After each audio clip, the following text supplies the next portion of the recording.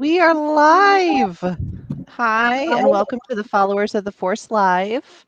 It's just Jason and I tonight. Yo, Apparently, today is the day for everything that can go wrong will go wrong. pretty much. I'm trying to fix. Oh God, that's even worse. I'm trying to fix. I'm like, I look so pale and pasty. So I'm gonna give myself. A little more I'm just okay. I did my face before I got on here, so I actually put makeup on, and my makeup is called porcelain ivory. So I've just accepted it. I brushed my hair and I shaved this morning. So not that you could tell, but I did shave this morning. It's good look. Good luck. Yeah. I was on I'm tired of my. I'm tired of my laptop dying, so I'm doing it old school back at the desk, even though it's like 20 degrees hotter in my bedroom than it is in the living room. So yeah. Yep. Well, let's see what we got. We didn't do a show 2 weeks ago because David got hit by the thunderstorms, which then he sent my way because it has rained for 2 weeks, just about. I literally lost a potted plant because it has drowned. Ooh. Yeah, it's lovely. Great. It hasn't been dry here in like a month. So we've had some old news too. I'm just going to start putting headlines up. All right. 2 weeks ago, we had Cad Bane returning in the Bad Batch, which was interesting. And obviously, since then, we've had him get his ass handed to him by Fennec Shand, which was amazing, mind you. I could smell the fanboy tears, and it was. And then we've had, we found out about Omega's lineage, I guess we'd call it. Yeah, I'm still trying to figure out if she's the exact clone of Jango, why she is white and blonde as well as female, but hopefully they will explain this, and if not, there's a very slim understanding of genetics. Well, she's clearly altered. She a has little to, bit. She has to be. But the thing is, they said she's 100% a pure clone, and they didn't take the Kaminoans' word for that. They scanned her genetic code. So now this is Star Wars Jurassic Park, apparently. And life finds a way. Yeah, that was what I was going to say. They're just going to have Space Jeff Goldblum come in and just say.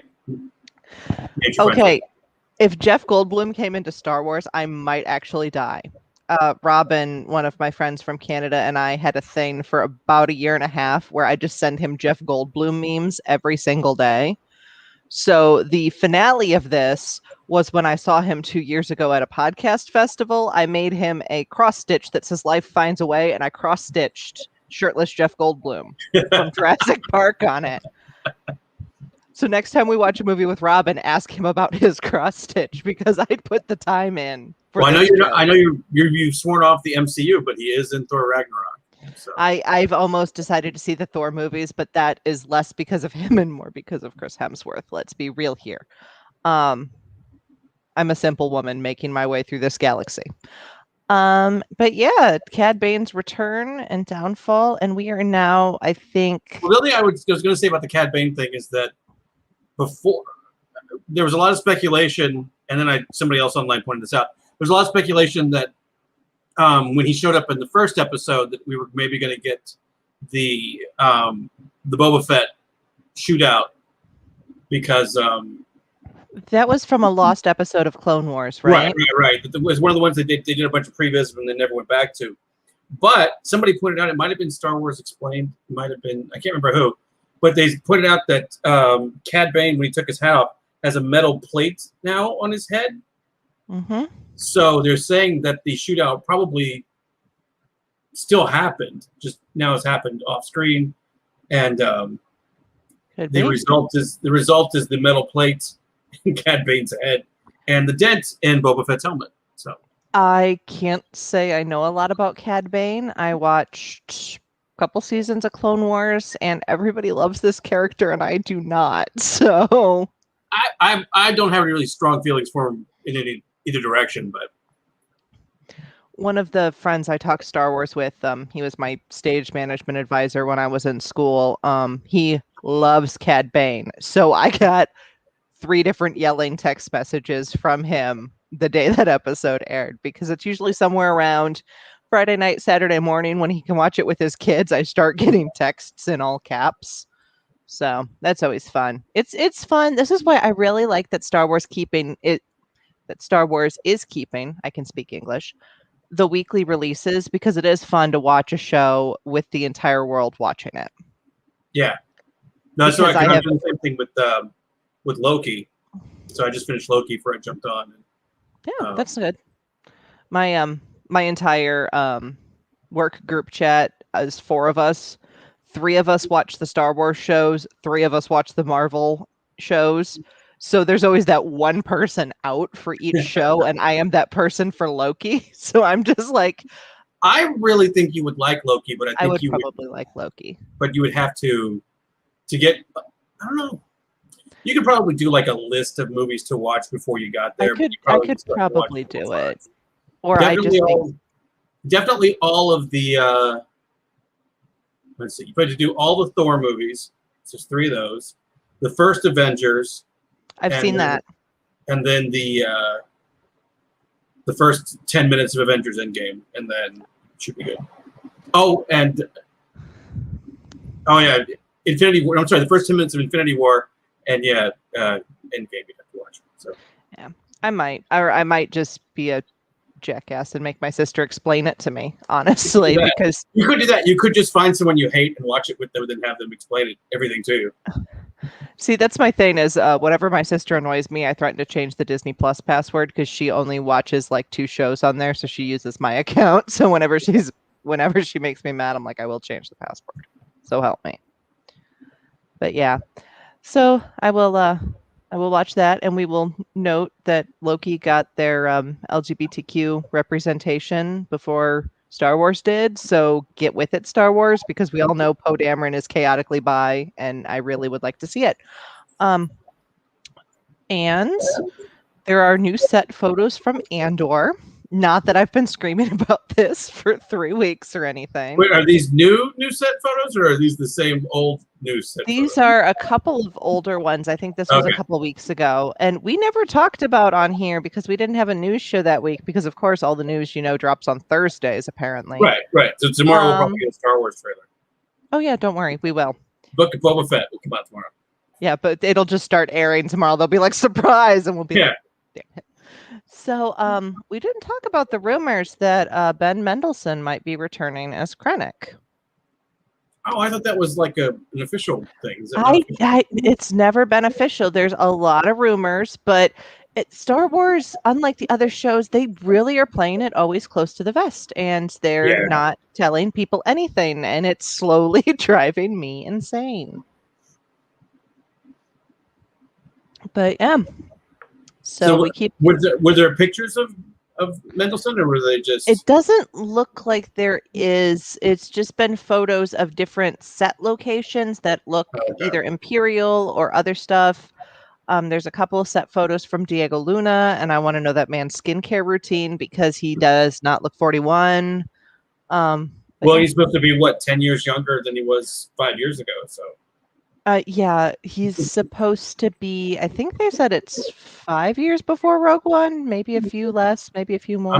I was told there'd be no math in the podcast, so I don't know how. All I know is that Cassian's supposed to be around early 20s. And while Diego Luna may not look officially early 20s, he looks really good for his age. He looks really good. I don't know how old he is. I would pin him as maybe late 20s, early 30s.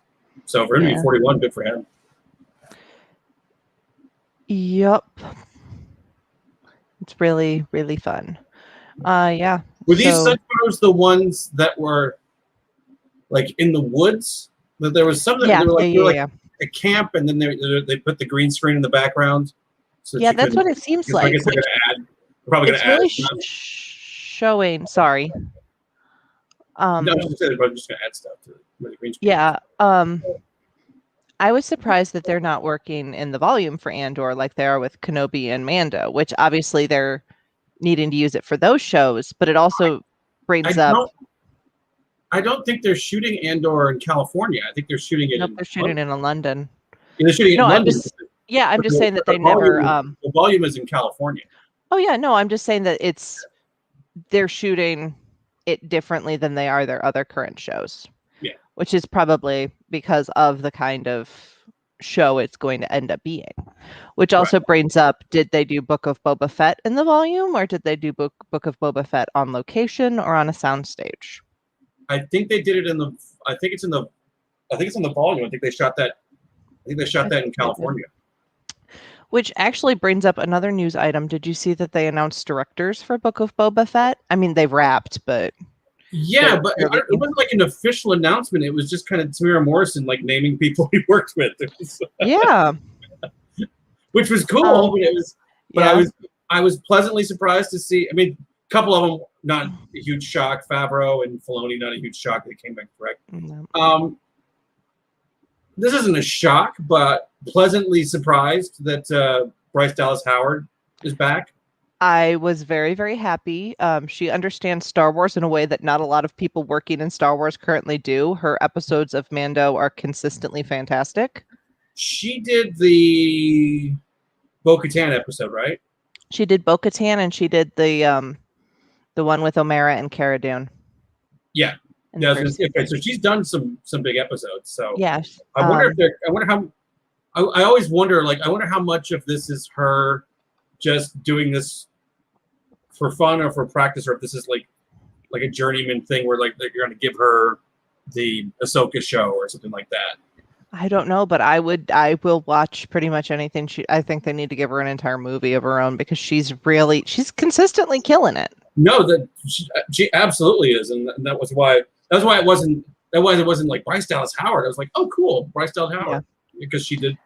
I mean that second season Bo-Katan episode great. I honestly was surprised that she had time because she was still, I think, shooting Jurassic World as well. But if they're shooting both in California, it doesn't make it that hard. I think they shot a lot of Jurassic World during the pandemic. It was one of the few productions that was still going on. So she might have shot it when she got back. I don't know when they wrapped Book of Boba Fett. I know they're wrapped, but I think they only wrapped a couple months, maybe a month ago, 2 months, a couple months ago tops. Yeah. I don't think it's been that long. No, it has not been. And also, I know a lot of Jurassic World is in California and a lot of it is in Hawaii, which is, I mean, it's a haul, but it's like not like you're flying from, location in Australia back to Los Angeles. Right. They're shooting in Hawaii because they're going back to some island. I don't think they shot in Hawaii this time. I just know that they've shot the other ones in Hawaii. Oh yeah, well that's because they have to go to the island, but they don't. I think because the rest of it was all in California. So yeah, and I won't go see Fast 9 just so I can watch the 5-minute Jurassic World deal. My coworker had a review of Fast 9, which was for entertainment value, I give it a 9. For plot, I give it a 6. For adherence to the laws of physics, I give it a 2. Well, yeah, that makes sense. Yeah. I mean, Charlize Theron is in it, so, I mean, there are redeeming qualities. Yes. I love her. As you know, as you've watched Fury Road with me, and I talk about how much I love her. So also Robert Rodriguez, which he directed the episode that introduced Boba Fett again. Yeah, he's the showrunner. So I was also a little surprised at. So it's not Filoni and Favreau. He's running, which is really cool because if you think, Robert Rodriguez, just his resume. I mean, he did the Spy Kids movies, but he also did Desperado and El Mariachi and Once Upon a Time in Mexico. So he's got Sin City. So he's big. He's big into, before it was fashionable to shoot a movie on a green screen. Yeah. So. And I just know that he was also directing episodes, which obviously the showrunner sometimes does that. They did. Favreau's done a couple, but pardon me. It was. But usually the showrunner is in charge. I mean, on most shows, the showrunner is in charge of crafting the story. Yeah. So I'm curious. I'm not curious about the story, but what the story is anyway. But now that he's in charge, I'm very curious what he's doing with the story. They also are. It's coming out that one of the stunt doubles was saying that it is really gritty and much darker than a lot of Star Wars. Cool. Which would scare me if it wasn't the same people. So it's still the same people that understand the universe. I mean, as much as I think it would be cool to go in a completely different Star Wars direction, you don't want it to turn into shock for shock value's sake, I guess. I don't think they're gonna put a show on Disney Plus that is going to gross people. I think you need to I don't know, I think it needs to be a clarification of the term gritty.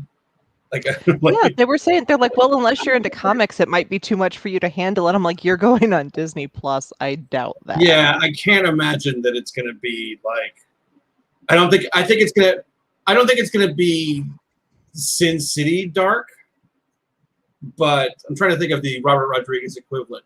It might be Desperado dark. Never saw that one. Maybe most of my Robert Rodriguez experience is the Spy Kids movies because I was obsessed with them. He did From Dusk Till Dawn. He directed From Dusk Till Dawn. I love From Dusk Till Dawn. It is the weirdest movie I love. And I don't like gory movies either, but I love From Dusk Till Dawn. Because he's in that whole troupe with like Richard Linklater and Quentin Tarantino and Kevin Smith, like these guys that sort of came up making independent movies in like the early to mid 90s. And so it's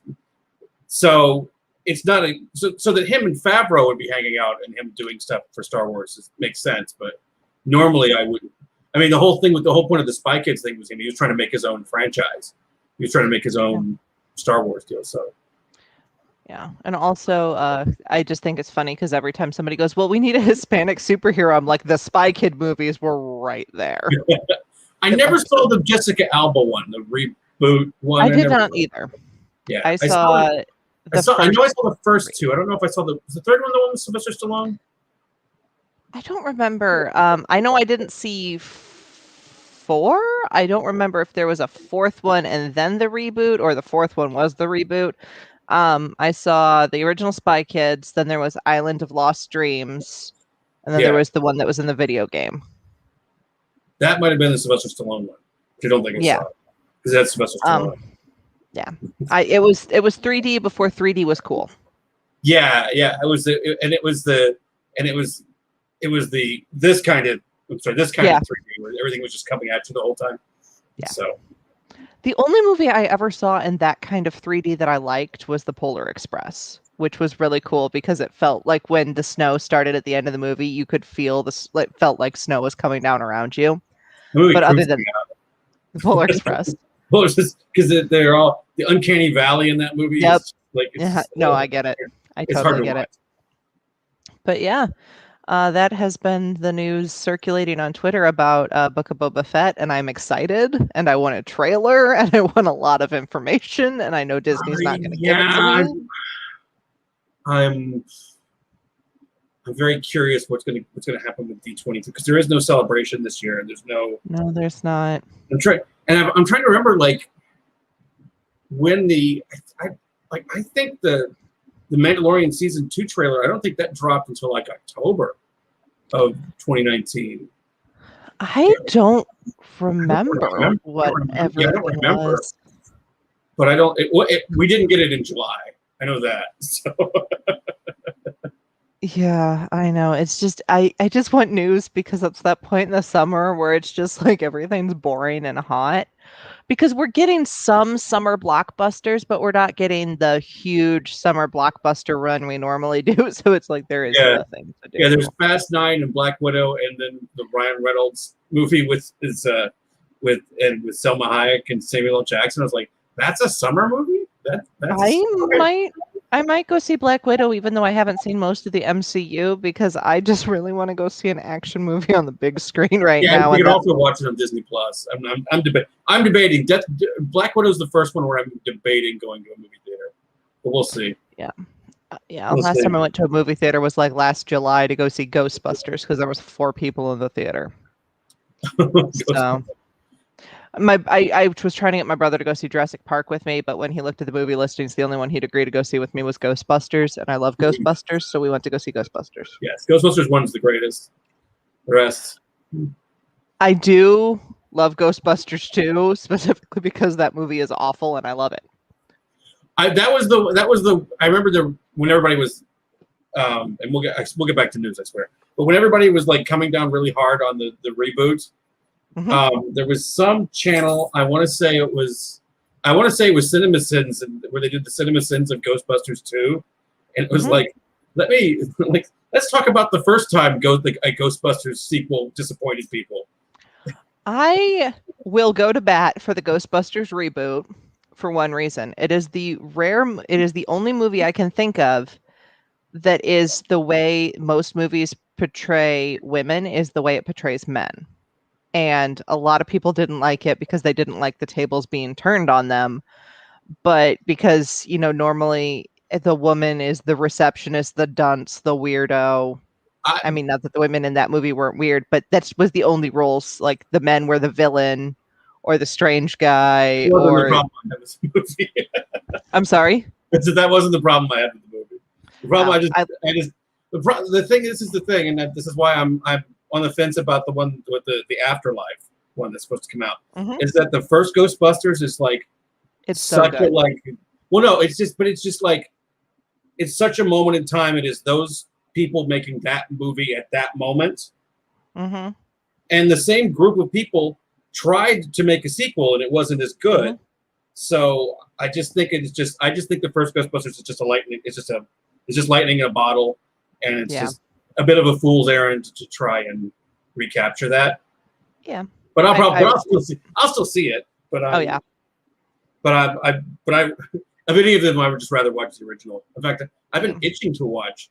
I was trying to get my niece into watching Ghostbusters. I came real close, but the beginning's a little scary and a little slow. So yeah, maybe next time. I bought the three pack of Ghostbusters movies during the pandemic to have something to knit to at work, and I watched Answer the Call, which is what they're calling the reboot, and I love that movie. I will be the first person to say I know it has flaws, but I love that movie. I remember people were yelling at me, this would you like it better than the 1984 one? I was like, I've been watching the 1984 version for 30 years. I'm not ready to throw it out for a movie I saw last week.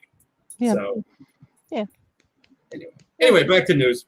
Back to Star Wars. Back to Star Wars. I'm just popping headlines up at this point. So Amelia Clark had an interview where she said she would love to continue the story of Kira after the events of Solo. And since we saw War of the Bounty Hunters, it's a possibility. And Disney Plus, I need you to give this to me now. Yeah, that seems the only thing that's going against it is that she's doing Secret Wars for Disney Plus. So if it's going to happen, it's not going to happen anytime soon. But we do know that Kira is around as of the right before Return of the Jedi. Yeah, at least until right before Return of the Jedi. So there's that's a lot of time to play around with. Yeah. The fact that she's receptive to doing it. There was one article I read where she had written out a whole backstory for Kira. Oh yeah, apparently she wrote pages and pages of her ideas of what happened to her before and after. And I mean, first of all, I love it because that's the kind of character work I do when I'm in a show, because I have to know everything about this person or I can't play them. Yeah. But also I love it when people who are in movies, because I know it's their job, and you do the ones that for the paycheck, because it's completely legitimate. It's your job. That's what you do for money. Right. But I love it when people really, really connect with something they've done, and to play someone who's only has a supporting role in Solo, and for her to connect that much with it was really kind of cool. Yeah. Yeah. Oh, cool. We're both. Sorry, we look a little better when we're not stretched. Yeah. Yeah. You can see Coruscant behind us now. A little bit. Yeah. What else do we have here? No, that's the Senate. I'm sorry? It's funny. All those times I've seen those movies, and I always get the Senate and the Jedi Temple confused. I'm like, which one is it? Yeah, I couldn't tell you on any given day.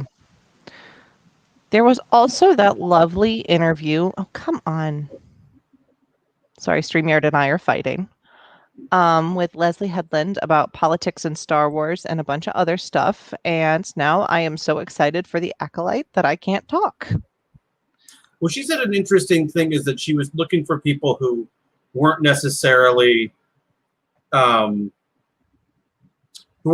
Star Wars fans to hire as writers, which I thought was interesting. I thought that was I know the only thing I didn't like about it was it's like, oh god, I could start writing all of these sort of I hate Disney Star Wars YouTube channel responses to it. I just started writing in my head, but oh god, a woman spoke and said the word Star Wars. Well, no, it wasn't. Yeah, it wasn't much that. It's like, why would you let somebody who doesn't like Star Wars? Like, it didn't say didn't like Star Wars. Just says, and it's not all her writers. Did it? Yeah, it wasn't all of her writers. Yeah, she specifically wanted people who were good at telling stories, which is what you want.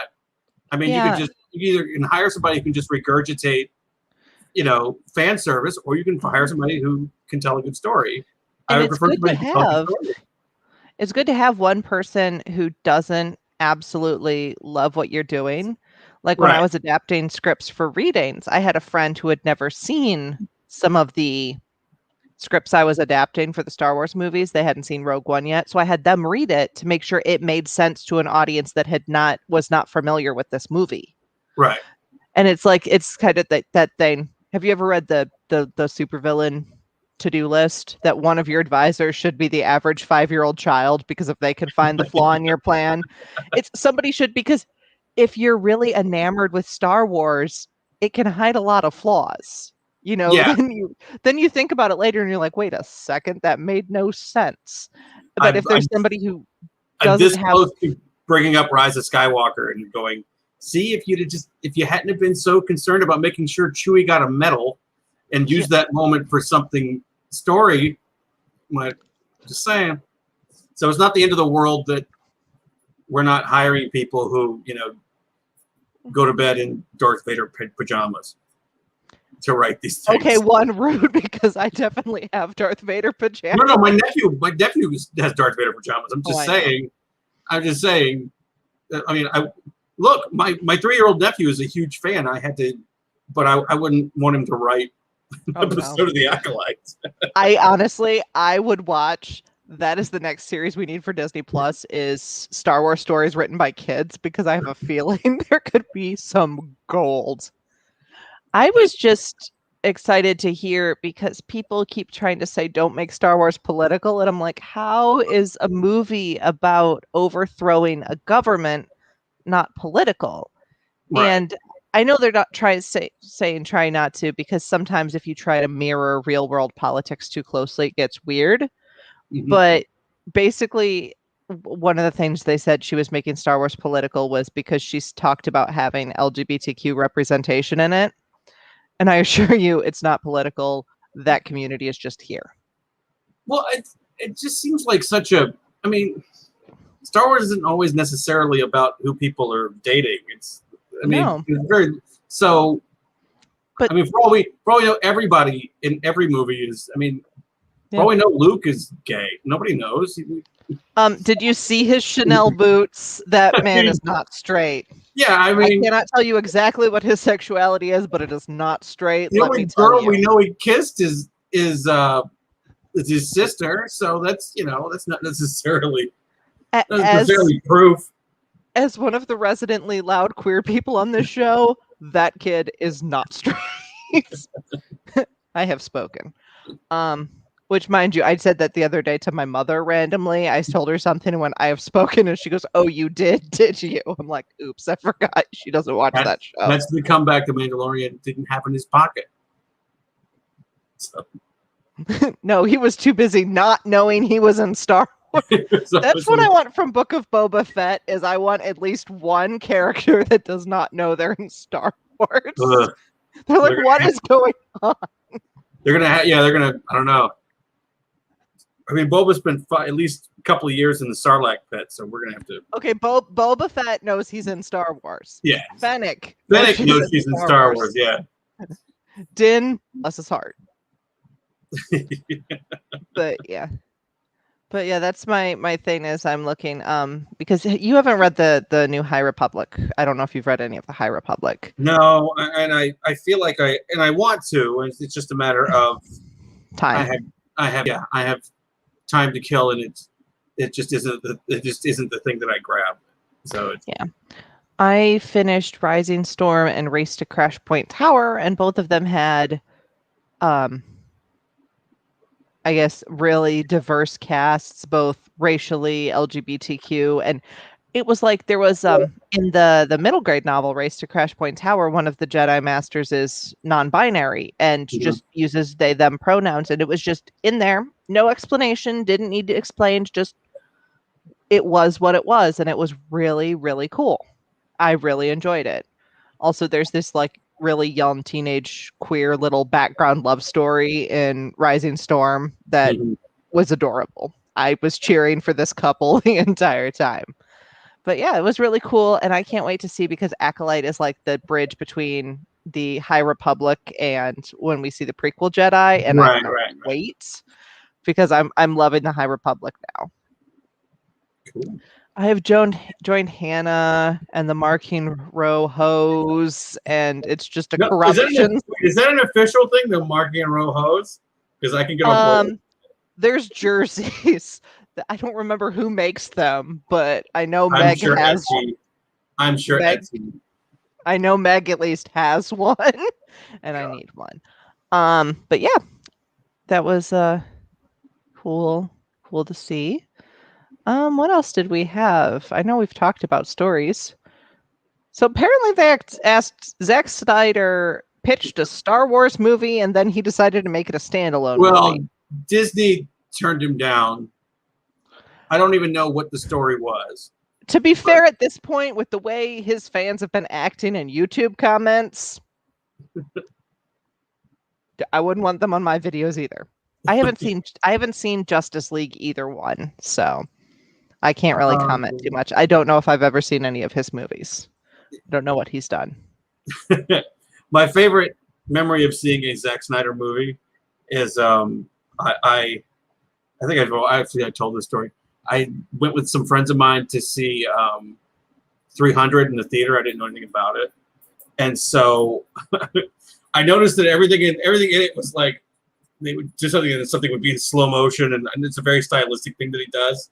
And at one point, the main character, hey, look who showed up!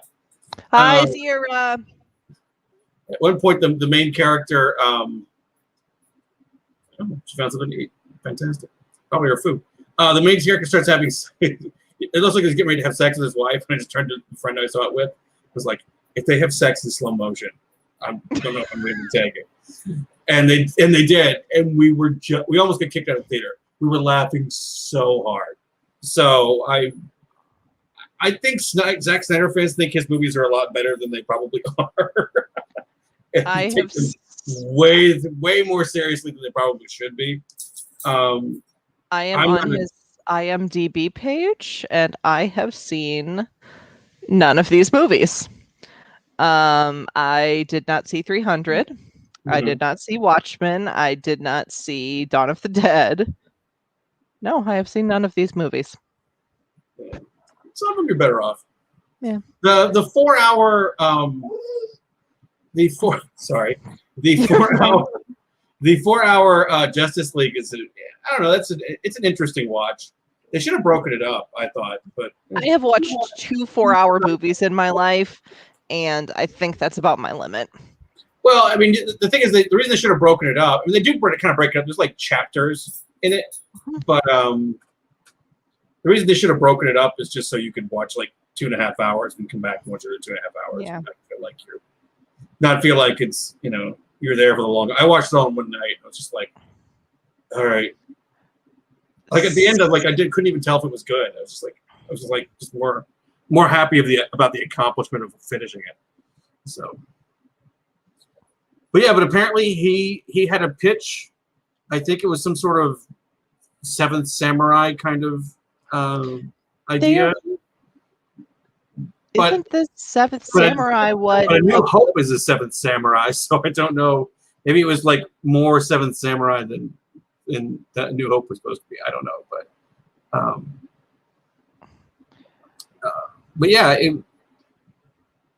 good. Good for him. If it comes on Netflix, if it looks like it's any good, I'll watch it. If not, yeah, I won't be crushed.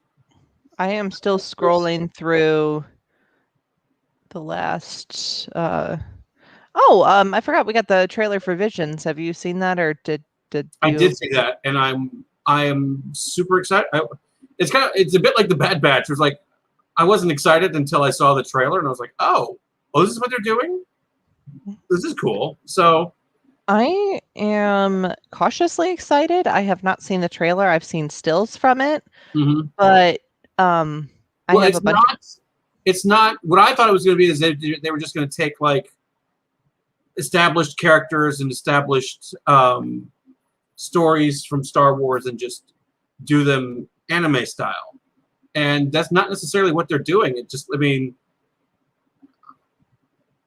I wouldn't even say that some of them, from some of the pieces that they show in the trailer, are in the Star Wars universe. I mean, there's spaceships and there's people people wearing like Jedi robes, but like the lightsabers look like katanas except the blades light up.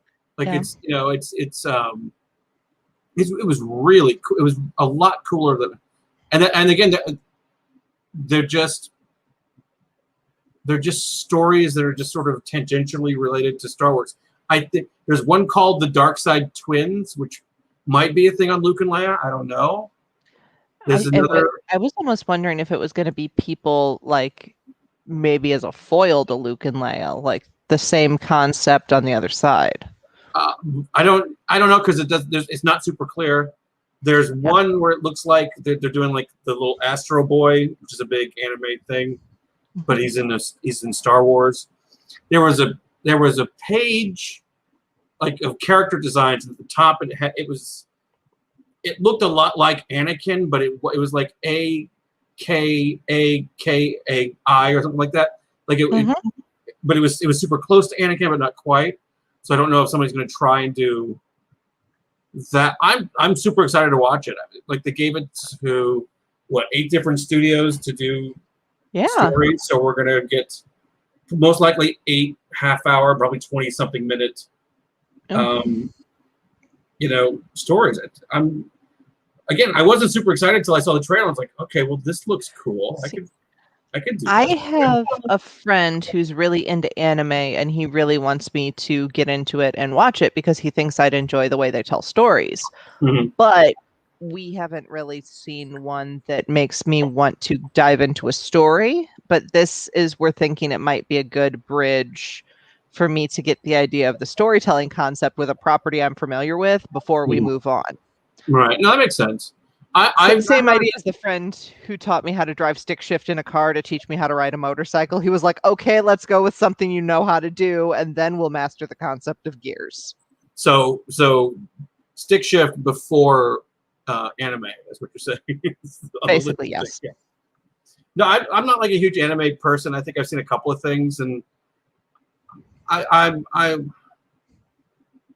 really sort of dug into trying to follow the story and wasn't so much in awe of the visuals. The visuals are certainly always impressive, but I was always much more of a, well, wait, what?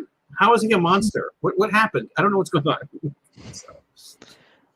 That's me trying to follow anything because I have ADHD, and so I'm doing something else at the same time. So I'm just going to buy myself a fidget spinner because I can't sit still. Okay. But yeah, that's our it was kind of cool to see a trailer, and oh my goodness, something dropped at a convention again, and I almost cried. There are little small conventions going on. It's very interesting. Y'all are they're doing Wizard World Comic-Con in Chicago in October, and I am going, and y'all are gonna get so many photos because I'm gonna go all out. I'm gonna be weird about it. Jyn Erso's gonna ride again, that's where the one in 2019 is where I made my original Jyn outfit that I've just been improving over the years, because honestly the first time I made it in like 2 weeks, so there was a learning curve. But yeah. No, super excited about Visions, and it drops in September, which will be great. Yeah. Good, because we're coming up towards the end of. I realize this. We only have 6 episodes left of Bad Batch, which seems like a lot because we're used to like 8-episode Mandalorian seasons, but yeah. I guess some of Mando wasn't as long. But I mean, Bad Batch, we're only getting 20 minutes at a time. Right? Yeah, 20 minutes if we're lucky, and so. And there hasn't been like sort of an official word of will there be Bad Batch season. I guess if there is no Bad Batch at the end of season 1, there won't be a Bad Batch 2. But don't hurt me like this, Jason. I saw somebody did online. I think it was on Instagram. It was a little maquette that somebody had built. It was Omega all grown up, but she was wearing Bad Batch armor, and I was just sort of like, as as more of a tribute, not necessarily just because she was using it. And I was just sort of like, oh, and she looked. I was like, oh, I hope that's not where this is going. Well, it hurts. It all hurts. Star Wars is pain. That's been my thing for the past couple weeks. I'm like, oh, I'm gonna watch Rebels. I'm gonna have a great day. No, you're not. No, you are not. Not the last season. No, you're not. Oh no, everything hurts. I made noises I should, like a human should not make watching Jedi Knight. My coworker who doesn't watch Star Wars was like, "What the hell are you on about?" I'm like, "Don't ask questions." I did, though, instead of watching on my laptop, when I went to watch Twin Sons, I watched it on my parents' TV, which is much larger than mine, and that was gloriously shot. So if you if you're somebody who watches a lot of television on like a laptop or a tablet, and you have a chance to watch Rebels on the biggest screen you can find, it's glorious. It's a beautiful show. It is. It's a step above probably like season 5, which is wherever they stopped at Clone Wars, and then but the last season of Clone Wars and now Bad Batch, that's just beautiful. I watched Bad Batch at my parents this weekend, which in 20 minutes 3 different people in my family managed to interrupt me watching Bad Batch, and I'm like, it is 9:30 at night. Why are y'all down here? And then it is gorgeously lit. That's the one thing I really noticed, because I guess I've never really thought about lighting in animated movies. Like, I have friends who do lighting design in theater, but I've never thought about it in animation as much, but it is pretty gorgeously lit. Yeah, and this episode was interesting in that it was just like an adventure episode. There was no they didn't really add, other than finding out that Omega is good at strategy. There wasn't like a lot of new lore that was added, so I thought that was kind of cool. I was like, you know what? Not every episode has to be a world building. Sometimes I could just go on an adventure and blow some stuff up. It's like so I didn't have a problem with that. I really kind of enjoyed it. I was just sort of like, I watched the first part of it like right that morning it dropped, and then I had to go do other stuff for the theater because nobody respects my Star Wars mornings apparently. But that the separatist senator speaking against the Empire, I am sitting in front of my television with a thing of Bob Evans because I ordered breakfast, yelling "Rebellion" at like 8:30 in the morning. And I'm sure my neighbor loved me. And also, that is just a statement that is the most about my life that you ever need, is me yelling at the TV with breakfast at like 8:30 in the morning about revolution. Well, it is something I hope that they touch on, at least. I'm sure they will in Andor, but a little bit more of like, these separatists, they just sort of stopped fighting. It didn't mean they stopped believing in what they believe in. So they would be huge, I would think, in trying to get the rebellion started. So I would think, because I mean, a lot of the rebels were Cassian's from a separatist family, so they better touch on it in Andor. Yeah, that's what I mean. Like, I'm sure they're going to touch on it. So But yeah, it's gonna be because I was talking to someone in the on White Watch the Bad Batch server, which is an important conversation that needs to be had because they're all really white in the show, but I'm not the person to be having it. But somebody was saying that there was a person of color in the episode, but he was a separatist, and I said, well, separatists aren't evil. Think about how they're portrayed in Clone Wars, because there's that episode where Ahsoka learns that the other side has points as well, and they believe in what they're fighting for.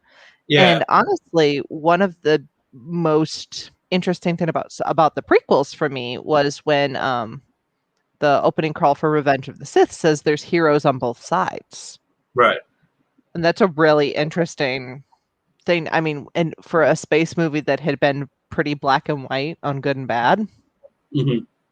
It's kind of it's an interesting concept, and I really do hope Andor goes into it, because the rebellion's being built, like we find out in Rogue One, on saboteurs and assassins and people you probably wouldn't want to invite in your living room, but also on people who were on opposite sides of a war.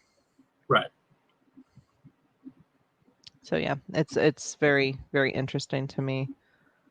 But yeah, speaking of Rogue One, if you listen to the Radio Rebel podcast's live streams, I will be on Saturday before our live stream to talk about Rebel Rising and Rogue One.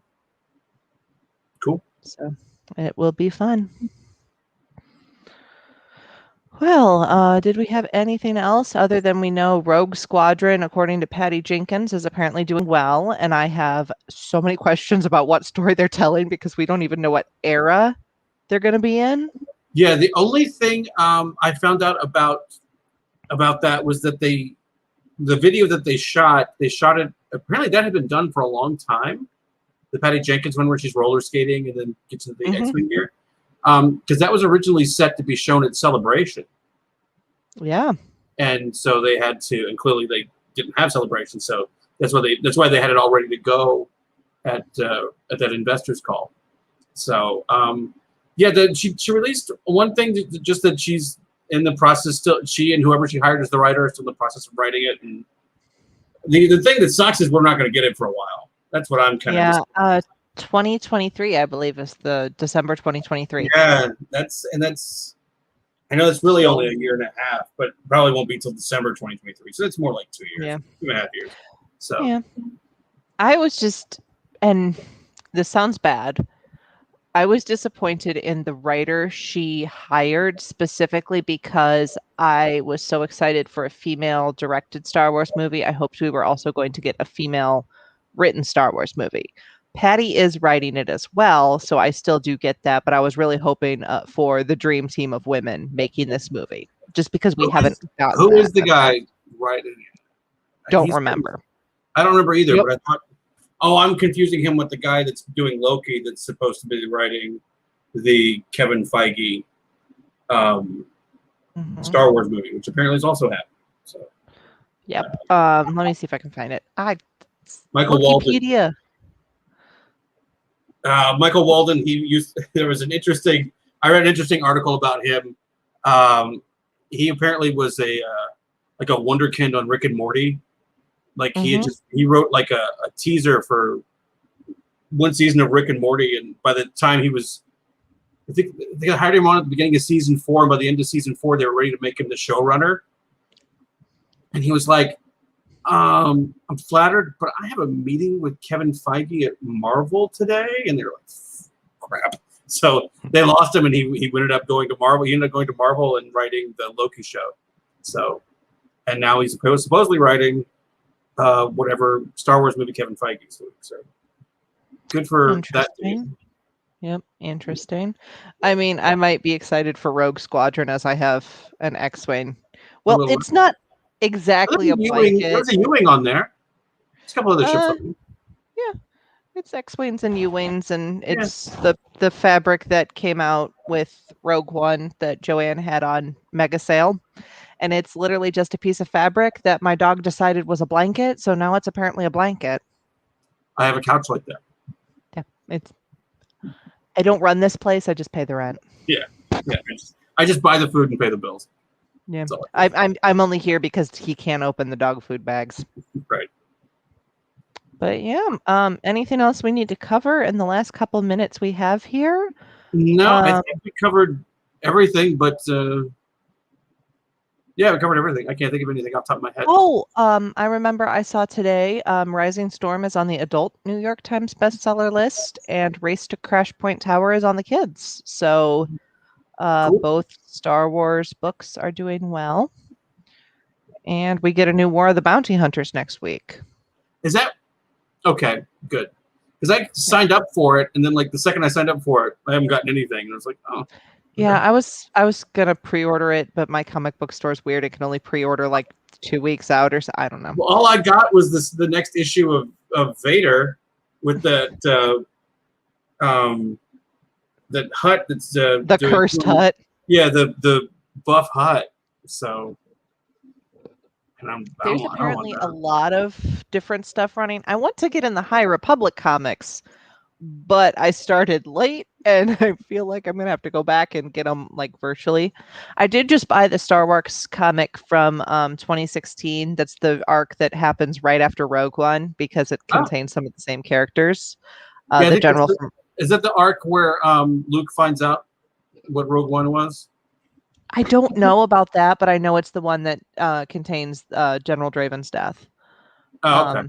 Because he dies to let the rebellion get free, and he talks about Jyn in it for a while because she went down as the hero and he went down as the man who tried to stop Rogue One. Sorry, I'm drinking Coke Zero because I'm an adult. Okay. I feel like a jerk with my gigantic Wendy's cup. No, the only thing is you're just making me thirsty is the only thing. But I have a drink right here, so I'm good. Yep. I just have a gigantic lime Coke Zero because freestyle Coke machines are the greatest thing since sliced bread. Oh, is that the one where you can get like it's just the thing and you can just punch all the buttons and it does? Okay. It'll even let you order it on the Wendy's app now. Like I can make them make my drink for me. It's beautiful. It's amazing. You might have to go somewhere. My dogs are like, well, my mom bought us a Wendy's kids meal. What have you bought your dog recently? Well, that's what I'm thinking.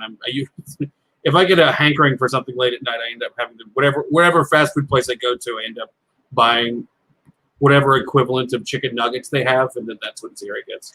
See, my dogs can't have chicken nuggets, so unless I peel the breading off, so they get a burger with no bun. Yeah. But yeah, she take that too. Yeah. Hey, half off kids meals on the Wendy's app. It's beautiful. Anyway, I think since this is now the followers of the Forest Dog podcast. Well, no, I was just saying we should be sponsored by Wendy's because we give them quite a plug at the end. Hey, I love a fast food restaurant that will make me a baked potato because I'm too lazy to bake my own potatoes. I tried to get one last time I went to Wendy's. I was I went to I was going to the drive-thru. I'm not a huge Wendy's fan. Like I don't like their burgers, and so I was like a chicken thing, and I don't really like their fries. But I'm like, oh, a baked potato, get a baked potato. They're like, oh, well, we're still making them. I'm like, do you want to wait? I'm like, well, how long's the wait? A half hour. I'm like, nope.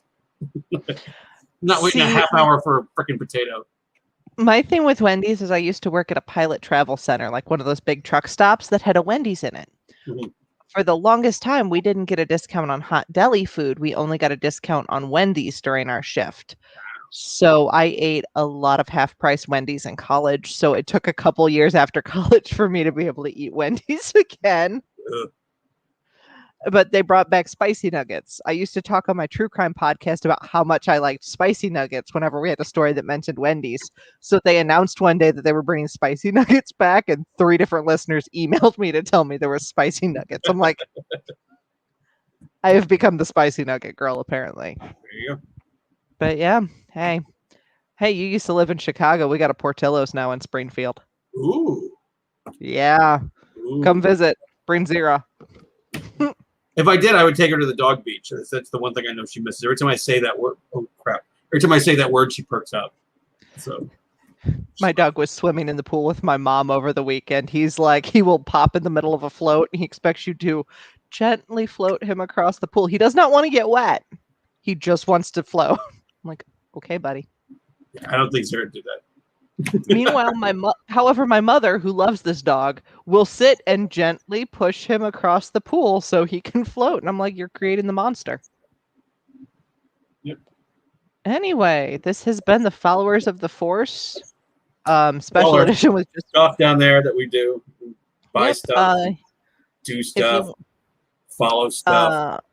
Yeah, we are on TeePublic. They keep running sales, so check us out. You can probably get cheap t-shirts.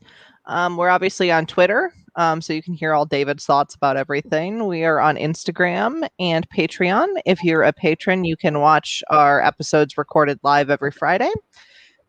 If you're not, we put them out either Monday or whenever David gets a chance to. We're talking about Yoda, and I'm super excited.